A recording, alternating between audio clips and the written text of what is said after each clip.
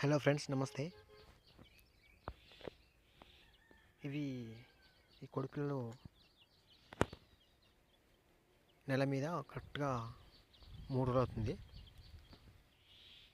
మీకు ఆల్రెడీ ఇంతకుముందుకు దీనికి సంబంధించిన 1 డే చెక్స్ 1 వీక్ తర్వాత 15 డేస్ కూడా చూపించిన.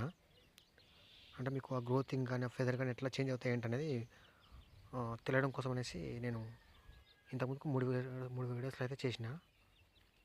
ఇది 4వ వీడియో. అంటే ఇది 1 మంత్ మీద 3 డేస్. అయితే అప్పుడు మీకు ముందు 3 వీడియోలలో ఏంటంటే మనకు 5 పిల్లలు ఉండే, కానీ దీంట్లో వచ్చేసరికి మనకు 3 కనిపిస్తున్నాయి కదా. అయితే మీకు ఆల్రెడీ చెప్పినా కదా నేను, మా దగ్గర ఈ పిల్లులు లాంటివి ఎక్కువ ఉన్నాయని. సో బయట పెట్టిన ఒక 1-2 డేస్కి ఒకటైతే పోయింది ఫస్ట్. తర్వాతకి ఈ మధ్యన మొన్న రీసెంట్గా ఒక 1 వీక్ బ్యాక్ ఇంకొక పిల్ల పోయిందనమాట. సో మొత్తానికైతే 5 పిల్లలకు 2 పోయినాయి, మిగతా 3 ఉన్నాయన్నమాట.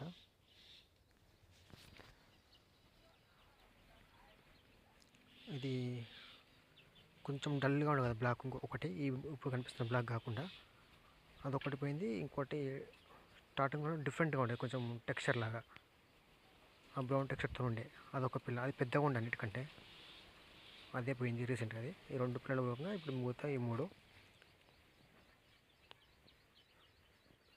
మూడిట్లో మీరు అబ్జర్వ్ చేయొచ్చు.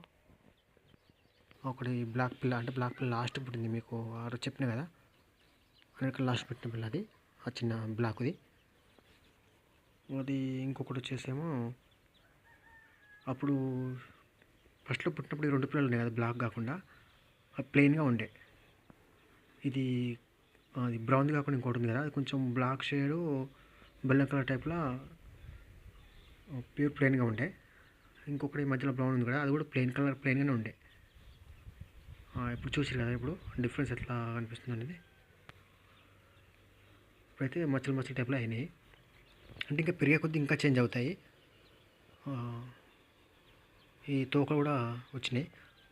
2 అయితే పుంజులని, ఒకటి పెట్టవుతుంది నాకు తెలిసినంతవరకు అయితే. 2 అయితే పుంజులు కన్ఫర్మ్. వీడియో నచ్చితే లైక్ చేయండి, షేర్ చేయండి, అట్టే మన ఛానల్ని సబ్స్క్రైబ్ చేసుకోండి.